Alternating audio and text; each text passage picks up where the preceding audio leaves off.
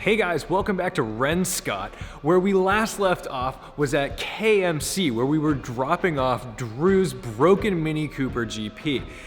Turns out he got really lucky, and what was really broken was just some pulleys that shredded the belt. His water pump stopped working. Just before the car overheated, it sent an eruption of coolant out through the reservoir cap, thus coating the exhaust in coolant and making a smoke show. So luckily the car is back together and healthy. Today what we're doing is one of our friends just bought an E36 with an S54 swap. He has some aero bits that are gonna go on. So let's get the car up on the lift and see what we can do.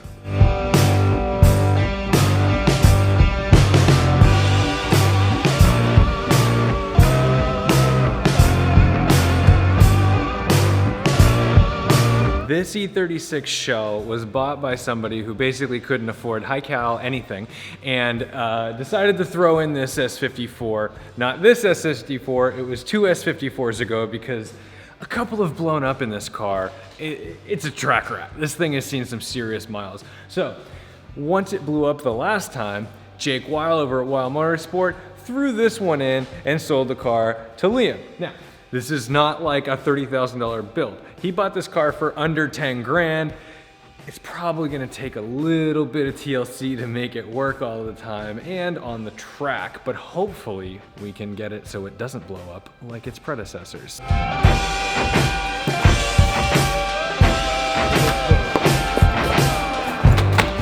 Perfect. For both the sake of the protection of everything under here and, of course, race car aero, we're gonna install that on this. They spent a lot of money on the printer.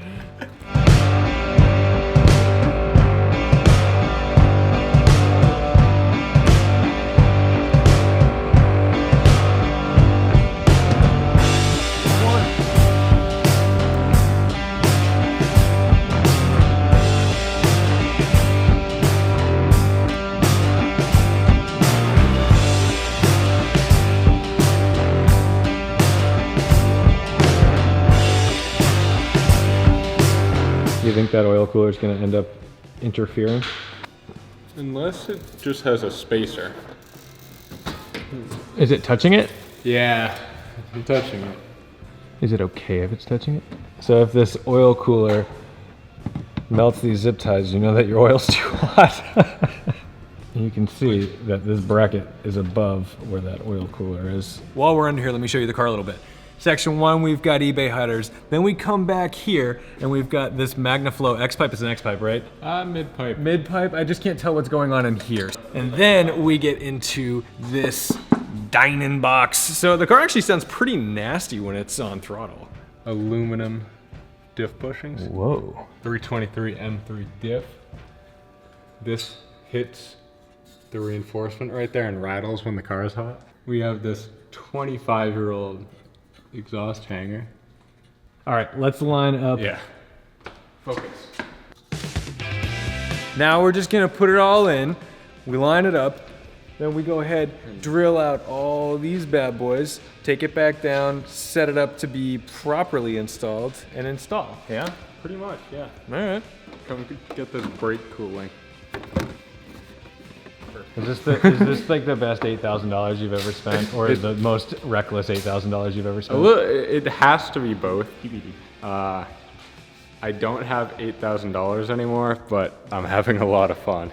Comment below if you think it was a really good idea for Liam to buy this car for $8,000.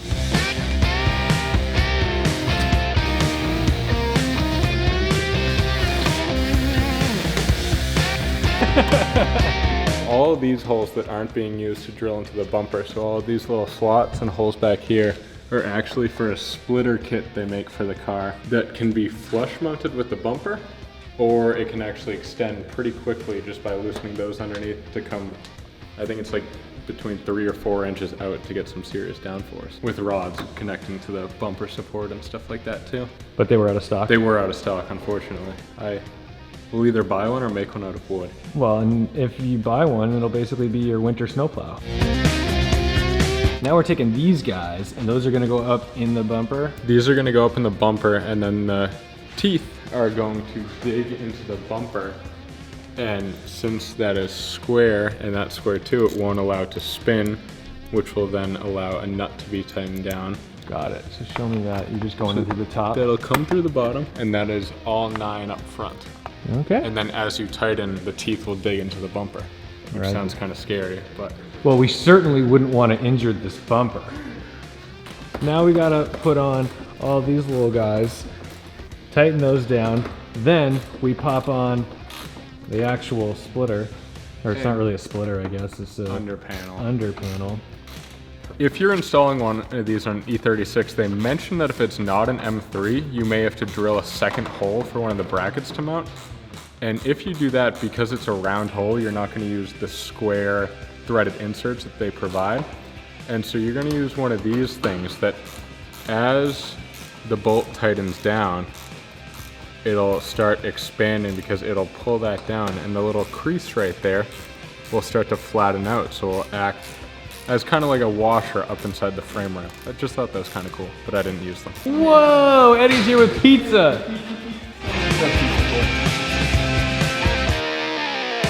The strategy here is to make sure that this underpan is actually under the splitter, because otherwise there's really no threads to play with.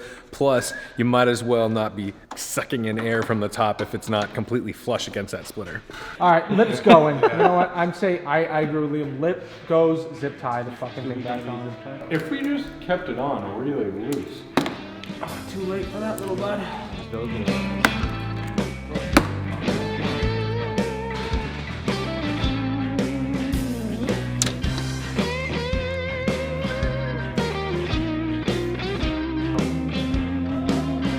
It's all done. And now this pretty much holds up the oil cooler, because that's just like S54 swap problems, I guess. I'm not really sure, but it was pretty much just held on with zip ties before. Now at least it's got this big piece of metal to hang on to it. So that's a wrap. Thank you so much for watching, like, commenting, subscribing. Don't forget to respect the drive, and I'll see you in the next one. Respect it.